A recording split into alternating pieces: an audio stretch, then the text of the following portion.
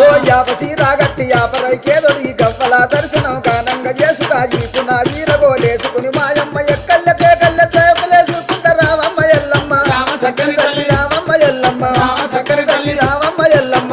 సక్కని తల్లి రావమ్మ ఎల్లమ్మ రామ సక్కని తల్లి మా ఊరాల ఎల్లు రావమ్మ నీవు మమ్ముల దీవించిపోవమ్మా మా ఊరాల ఎల్లు రావమ్మ నీవు మమ్ముల దీవించిపోవమ్మ